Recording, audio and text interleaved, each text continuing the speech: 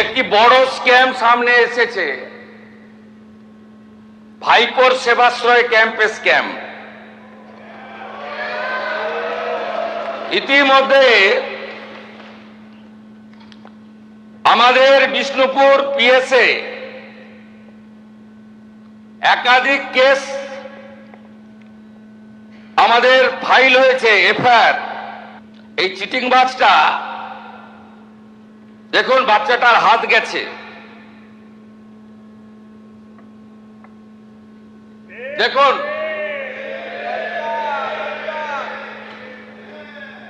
দেখুন আরেকটা বাচ্চাকে কিভাবে বিকলাঙ্গ করেছে দেখুন।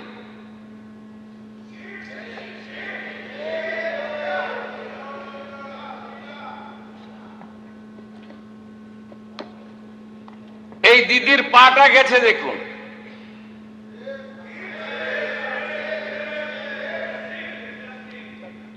এ যেটা করেছে এই চিটিংবাজ ভাইপো, আল্ট্রাসোনোগ্রাফি মেশিন বাইরে নিয়ে গেছে, এক্সরে মেশিন বাইরে নিয়ে গেছে, সরকারি হসপিটালের ডাক্তারদের বাইরে নিয়ে গেছে, মেডিকেল কলেজের স্টুডেন্ট মুখ্যমন্ত্রীকে চিঠি দিয়েছে, মেডিকেল কলেজের স্টুডেন্ট ডাক্তার হতে পারে, চিকিৎসা করতে পারে।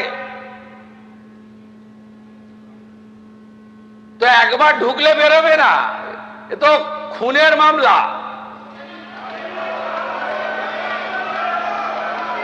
একে কেউ বাঁচাতে পারবে না, এই চিটিংবাজ ভাইপোকে কেউ বাঁচাতে পারবে না। আগে তো সবকে তুলবো। যাকে রাজনৈতিক টার্গেট করা হচ্ছে তিনি তো বিধানসভার সদস্য নন, ফলে তিনি তো আত্মপক্ষ সমর্থনের কোনো সুযোগ পাচ্ছেন না, ফলে তিনি তো এমপি। তো তাহলে বিজেপি লোকসভায় বিষয়টা তুলুক না। সেবাশ্রয় নিয়ে যা যা সমস্যা লোকসভায় বিজেপির এমপিরা তুলুন, সেখানে তো এমপি ডায়মন্ড হারবার তার বক্তব্য রাখার সুযোগ পাবে। যে ব্যক্তি বিধানসভার সদস্য নন তাকে সবাই মিলে একটা অনুপস্থিত, যিনি বিধানসভায় আত্মপক্ষ সমর্থন করতে পারবেন না, তাকে বারবার আক্রমণ করে বিধানসভায় কী লাভ আছে? আমি সেবাশ্রয়কে ডিফেন্ডও করছি না, সাপোর্টও করছি না, বাট যে ব্যক্তিকে টার্গেট করা হচ্ছে বিধানসভায়, আর বাকিটা আইনের পথে, যেখানে অভিযোগ আছে পুলিশ তদন্ত করবে, যারা সেবাশ্রয়ের অর্গানাইজার তারা আইনে বুঝবেন। ফলতার সেবাশ্রয় ক্যাম্পে ঝাঁ চকচকে অ্যান্টি চেম্বার, শীতাতপ নিয়ন্ত্রিত সুবিশাল অ্যান্টি চেম্বারের সঙ্গে রয়েছে অ্যাটাচড বাথরুম। অভিষেক না পুষ্পা, কার জন্য তৈরি হয়েছিল অ্যান্টি চেম্বার, প্রশ্ন তুলছে বিজেপি। এই হচ্ছে সেই অ্যান্টি চেম্বারের ছবি, যেটা অভিষেক বন্দ্যোপাধ্যায়ের সেবাশ্রয়, সেখানেই এই অ্যান্টি চেম্বারের হদিশ পাওয়া গিয়েছে। অ্যান্টি চেম্বার শুধু নয়, এর ভেতরে অ্যাটাচড একেবারে ঝাঁ চকচকে বাথরুম পর্যন্ত রয়েছে। এখন প্রশ্ন হচ্ছে, এই অ্যান্টি চেম্বার একটা সেবাশ্রয়ের ক্যাম্পে কি কারণে তৈরি করা হয়েছিল, কার জন্য তৈরি করা হয়েছিল, কে ব্যবহার করতেন? বৃহৎ আকারে তৈরি করা হয়েছিল সেবাশ্রয় 2-এর মডেল ক্যাম্প, যা হার মানাবে যে কোনো সিনেমার সেটকে, যা কোটি কোটি টাকা খরচা করে তৈরি করা হয়, অথবা কলকাতার নামী বড় পুজো প্যান্ডেল, থিমের পুজো, সেখানে যে কোটি কোটি টাকা ব্যয়ে মণ্ডপ তৈরি হয়, সেট তৈরি হয়, ঠিক সেরকম। কিন্তু এখানে চিকিৎসকদের বসার জায়গা রয়েছে, রোগীরা কোথায় যাবেন, কোথায় বসবেন, কোথায় কি পরীক্ষা নিরীক্ষা হবে, সমস্ত কিছু রয়েছে। কিন্তু তার মাঝখানে একটা জিনিস চোখ টানতে বাধ্য, তা হচ্ছে এই অ্যান্টি চেম্বার কথাটা। এই অ্যান্টি চেম্বার কার জন্য তৈরি হয়েছিল?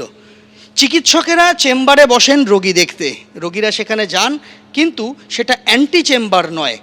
সেবাশ্রয় 2-এর যে ক্যাম্প, সেই সেবাশ্রয় 2-এর ক্যাম্পে এসে এই অ্যান্টি চেম্বারের দেখা পাওয়া গেল। এই অ্যান্টি চেম্বারের ভেতরে কি আছে চলুন একবার দেখা যাক। এই অ্যান্টি চেম্বার একেবারে শীততাপ নিয়ন্ত্রিত একটা ঘর তৈরি করা হয়েছিল, যেখানে সুন্দরভাবে সাজানো গোছানো পুরোটা। এখানে আমরা দেখতে পাচ্ছি হয়তোবা এখানে কোনো টেলিভিশন সেট ছিল, তার ব্যবস্থা করা রয়েছে।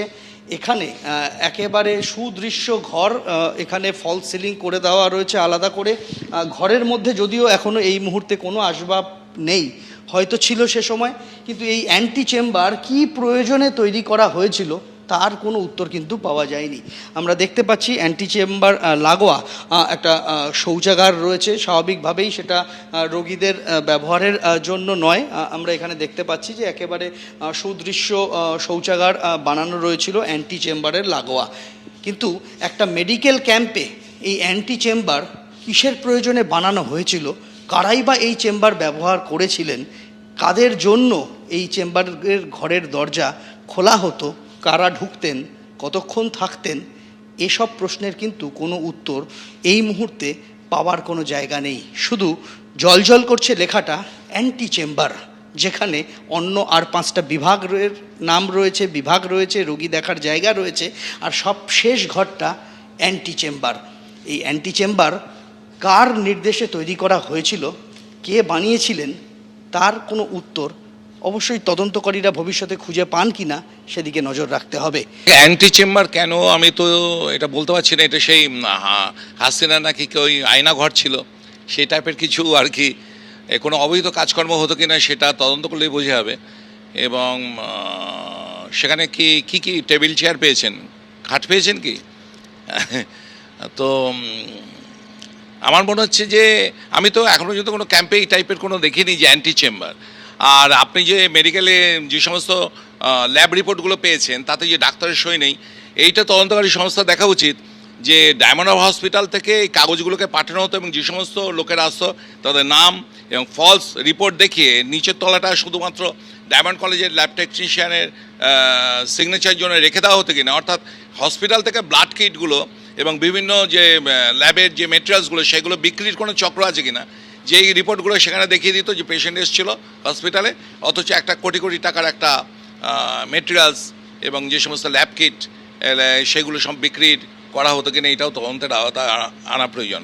এবং প্রাথমিকভাবে সিএমএইচ, 2 সিএমএইচ, একজন তো প্রমোশন পেয়ে গেছেন, এদের দুজনকে অবশ্যই তদন্তের আওতায় আনা উচিত। আমি জানি না যে সেবাশ্রয় এত বড় একটা দুর্নীতির পরেও সিএমএইচ কী করে প্রমোশন পেলেন। ফলতায় শিবাশ্রয় ক্যাম্পে একের পর এক বেনিয়ম ধরা পড়েছে। একেবারে ক্যাম্পের ভিতরে গিয়ে দেখা গেল মাটিতে পড়ে রয়েছে chest x-ray plate. Chest x-ray plate রয়েছে, কিন্তু তার সঙ্গে কোনো রিপোর্ট দেওয়া হয়নি। দেখুন, এ যেন রোগীদের নিয়ে রীতিমতো ছেলে খেলা করা, তার চিকিৎসা সংক্রান্ত যাবতীয় নথিপত্র ছড়িয়ে ছিটিয়ে ফেলে রাখা এবং তাকে ফেরত না দেওয়া। যেমন আমরা দেখতে পাচ্ছি যে এখানে সেবাশ্রয় 2 ক্যাম্পের ভেতরে কোনো রোগী বা রোগিনীর এইরকমই চেস্ট এক্সরের রিপোর্ট পড়ে রয়েছে। আমরা যদি এটা দেখি, এখানে নাম রয়েছে মারুফা বিবি এবং এটা তৈরি করা হয়েছিল SSKM হাসপাতাল থেকে, তৈরি করা হয়েছিল 2024 সালের জুলাই মাসে, 19শে জুলাই। সেই রিপোর্ট অর্থাৎ সেবাশ্রয় ক্যাম্প যখন হয় তার অনেক আগের রিপোর্ট, অর্থাৎ রোগীর নথি পড়ে রয়েছে এখানে। আরেকটা রিপোর্টের দিকে যদি আমরা তাকাই, এটাও SSKM হাসপাতাল থেকে করা হয়েছিল, এটাও এক রোগীর, এটা এখানে তারিখ রয়েছে 2021 সালের 20 জুলাই, অর্থাৎ তৈরি করা হয়েছিল আজ থেকে 5 বছর আগে। এই সমস্ত রিপোর্ট, রোগীদের নথি, সেগুলো পড়ে রয়েছে সেবাশ্রয় ক্যাম্পের ভেতরে জায়গায় জায়গায়। আচ্ছা, কিছুক্ষণ আগে আপনাদের সামনে কি রাখলাম, এই সেবাশ্রয় ক্যাম্পে রিপোর্ট রয়েছে, সেই রিপোর্টে না আছে চিকিৎসকের নাম, না আছে চিকিৎসকের সই, না আছে চিকিৎসকের রেজিস্ট্রেশন নাম্বার। উল্টো ছবিও ধরা পড়েছে। রিপোর্ট রয়েছে, সেখানে চিকিৎসকের নাম রয়েছে, রেজিস্ট্রেশন নাম্বার রয়েছে, স্ট্যাম্প রয়েছে, সই রয়েছে, কিন্তু সেই রিপোর্টে কোনো তথ্য নেই, একেবারে ফাঁকা। চিকিৎসকের স্ট্যাম্প, সই করা ফাঁকা কাগজ ছড়িয়ে ছিটিয়ে রয়েছে ক্যাম্পে। দেখুন, সেবাশ্রয় 2 এর মডেল ক্যাম্প ফলতাতে, তার ভেতরে এসে চক্ষু চড়কগাছ হওয়ার জোগাড়। সেখানে কি পড়ে নেই আমরা দেখতে পাচ্ছি। এর আগে যেমনটা আপনাদের দেখিয়েছিলাম, ডায়মন্ড হারবার মেডিকেল কলেজের সেন্ট্রাল ল্যাবের রিপোর্ট এবং চিকিৎসকদের নাম, রেজিস্ট্রেশন, স্বাক্ষরহীন সেই সরকারি রিপোর্ট পড়ে রয়েছে এখানে, যেটা সরকারি মেডিকেল কলেজ হাসপাতাল থেকে তৈরি করা হয়েছিল। এরকম গোছা গোছা রিপোর্ট, মানে গুণে শেষ করা যাবে না, এত বিপুল পরিমাণ রিপোর্ট এখানে পড়ে রয়েছে আমরা দেখতে পাচ্ছি।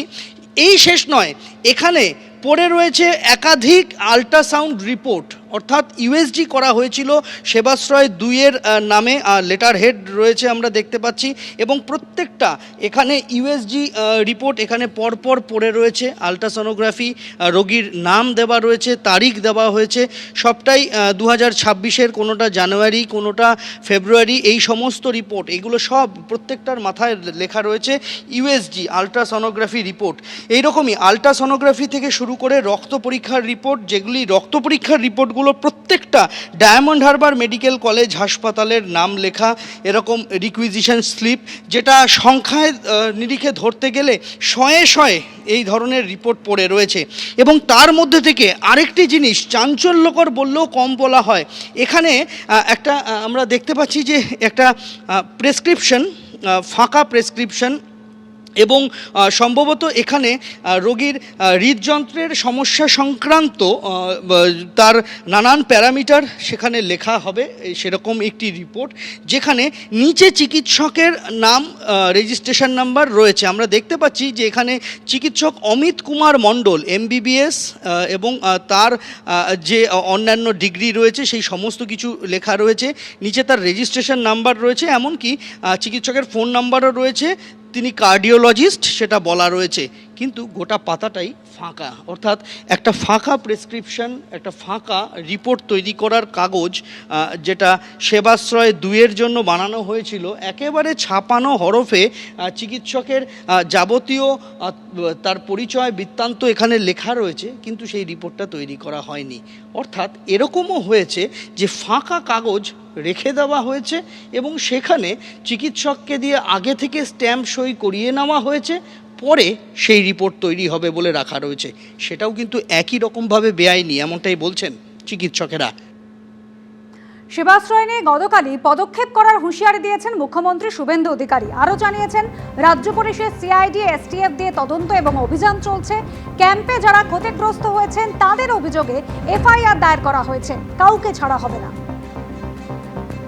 এক্সরে মেশিন সিজ করেছি আমরা, USG মেশিন সিজ করেছি আমরা, এক্সপায়ারি সমস্ত ওষুধ সিজ করেছি, এবং এই খাতে পূর্ব মেদিনীপুর জেলা শাসক এবং দক্ষিণ 24 পরগনা জেলা শাসক ডায়মন্ড হারবার এবং নন্দীগ্রামের সেবাশ্রয় প্রকল্পের মাধ্যমে সরকারি যে অর্থ ব্যয় হয়েছে, সরকারি যে ডাক্তারদের ডিউটিতে লাগানো হয়েছিল, সেগুলো আমরা করেছি। আমি মাননীয় সদস্য দেবাংশু পণ্ডা মহোদয় গতকাল যে অভিযোগ করেছিলেন তার ভিত্তিতে আমি সবাকে এবং বাংলার জনগণকে আশ্বস্ত করতে চাই যে আমরা এই ব্যাপারে রাজ্য পুলিশের CID STF দক্ষিণ 24 পরগনা জেলা পুলিশকে নিয়ে, তার সঙ্গে আমাদের মেডিকেল এক্সপার্টদের নিয়ে আমরা ব্যাপক অভিযান এবং ব্যাপক তদন্তের কাজ করছি। মানুষের জীবন নিয়ে যারা ক্ষতি করেছেন এবং এই ক্যাম্পে যারা ক্ষতিগ্রস্ত হয়েছেন তাদের প্রত্যেকটি অভিযোগকে FIR হিসেবে ট্রিট করা হয়েছে। ABP আনন্দ, এগিয়ে থাকে, এগিয়ে রাখে।